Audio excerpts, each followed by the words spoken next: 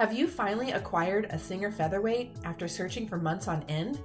Or inherit a family heirloom featherweight and unsure of the last time it was serviced? Part of the appeal of the Singer Featherweight is its simplistic engineering, and it was designed to be maintained by the user. Hi, I'm Andi Barney, owner and master technician at Sewing Doc and the Sewing Doc Academy.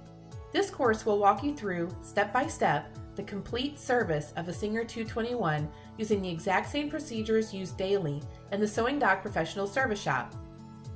This course covers everything from proper cleaning and lubrication materials to belt adjustment and replacement to cleaning and lubricating the motor and replacing carbon brushes.